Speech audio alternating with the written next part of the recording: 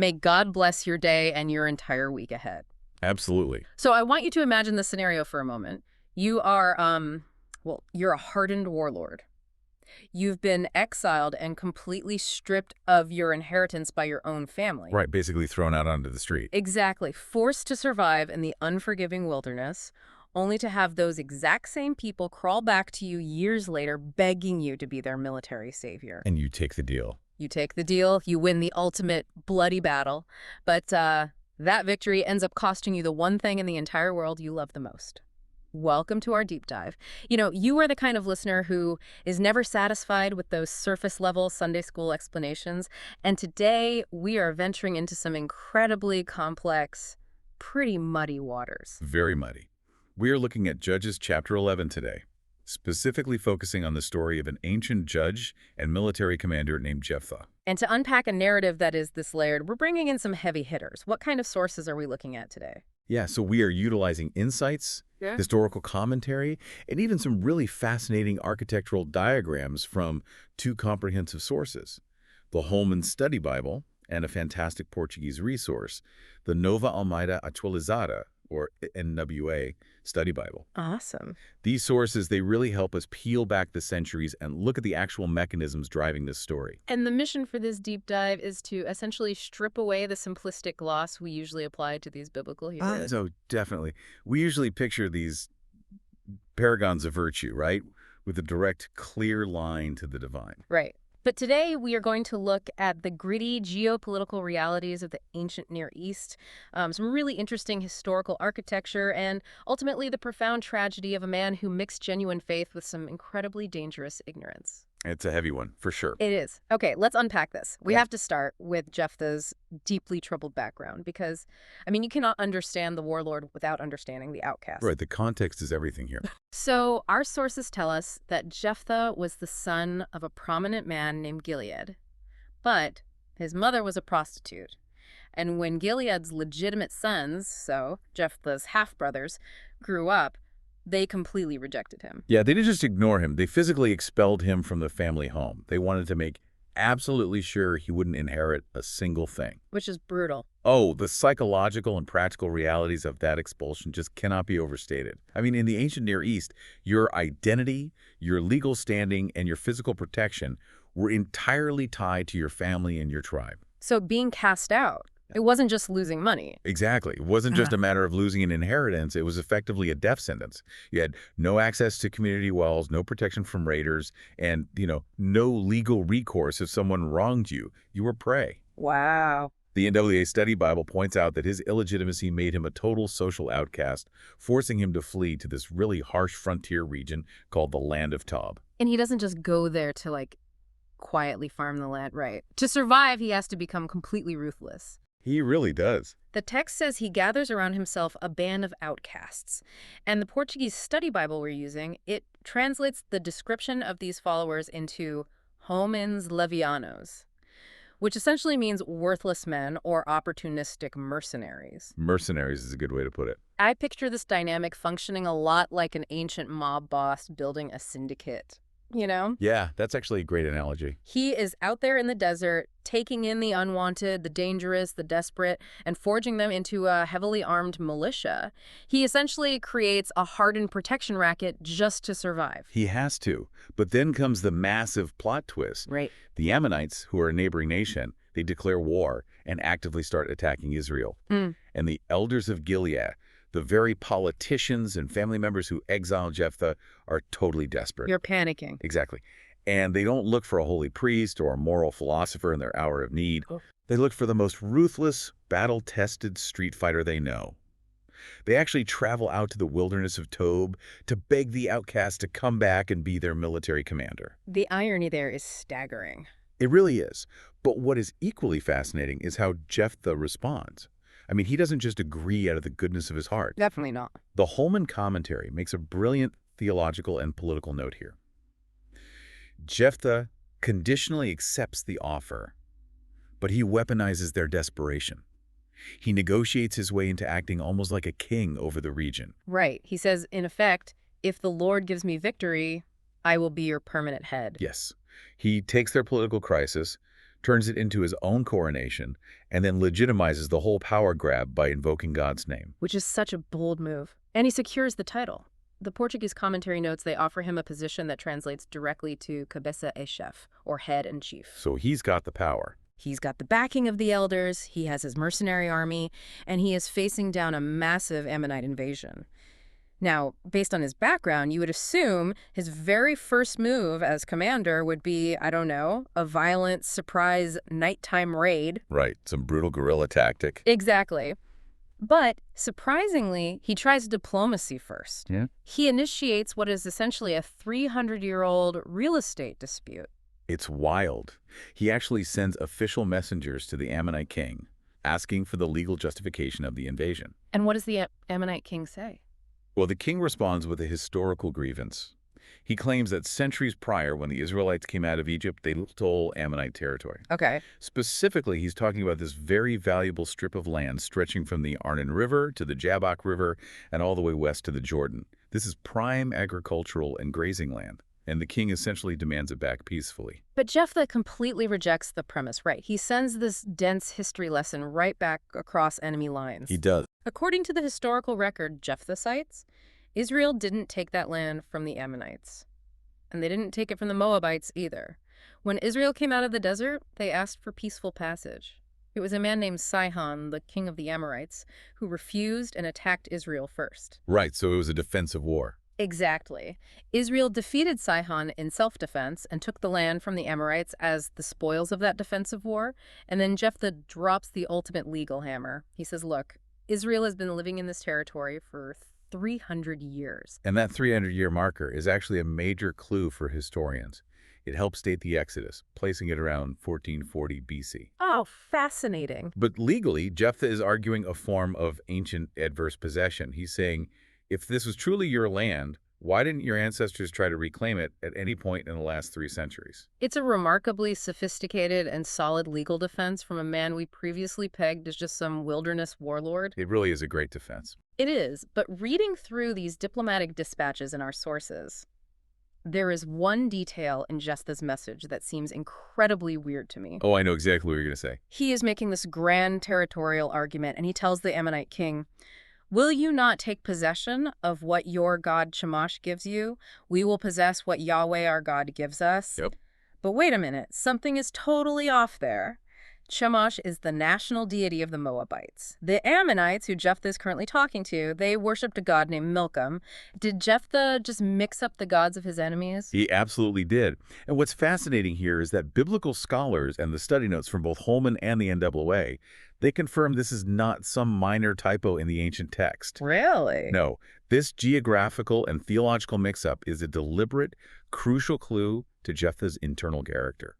It reveals his profound ignorance. I mean, he's acting as a political leader, invoking divine authority, but he is fundamentally confused about the pantheon of the very enemies he is negotiating with. He doesn't even know which god belongs to which rival nation. Exactly. Think about how confusing that would be in a diplomatic setting. It would be like a modern diplomat trying to negotiate a treaty with France, but repeatedly referencing the British monarchy as the French head of state. Perfect analogy. It just shows a complete lack of understanding of the culture you're dealing with. Precisely. And it points to a much deeper issue called syncretism. Syncretism, right. Yeah, which is the blending of different religious beliefs and local traditions. Yeah. The mechanism for this is really simple. Through trade, intermarriage, and geographical proximity, neighboring religious practices bleed into daily life. So they just sort of absorb it. Over time, yes, the Israelites in this region absorb the Canaanite culture around them. So Jephthah views Yahweh not as the transcendent, holy God of the universe, but just as a bigger, stronger version of these local territorial deities. Oh, wow. So he thinks Yahweh operates exactly like Chemosh or Milcom. He really does. And that specific theological ignorance totally sets the stage for the disastrous mistake he's about to make with his own God. Because the diplomacy fails. The Ammonite king completely ignores the history lesson. War is now imminent. Right. And the text explicitly states a crucial detail right here. It says, the Spirit of the Lord comes upon Jephthah. So he's given divine empowerment. He has all the backing he needs for victory. He's ready to go. Yes, yet in what seems like a moment of, I don't know, psychological panic maybe? He makes a vow. Terrible vow. He promises the Lord that if he is victorious and returns in peace, whoever or whatever first comes out of the doors of his house to meet him will belong to the Lord, and he will offer it up as a burnt offering. Or a holocausto, as the NAA puts it, a sacrifice completely consumed by fire. It is just a completely unnecessary, rash, and incredibly dangerous thing to say. Here's where it gets really interesting. When I first encountered this story, I always thought, why would anyone make a bet like that? You live with your family. Obviously, a human being is going to walk out of your front door. That's the modern perspective, right? Exactly. But the Holman Study Bible provides this fascinating architectural diagram of a typical Israelite Iron Age house, dating from about 1300 to 600 BC. And looking at how these houses were actually built completely changes the sensory context of his vow. Oh, the famous four-room house layout. Yes. The architecture of the time was completely different from how we live today. The family living quarters were on the upper floor or sometimes on a raised platform in the back. But the ground floor, just inside the main entrance and the central courtyard, it was an enclosed area where the family kept their livestock. Right. Put yourself in that environment. You walk in your front door and you don't smell a pristine foyer. You smell livestock. You hear goats and sheep. You literally have to physically walk past your animals to get to the stairs to go up to your family.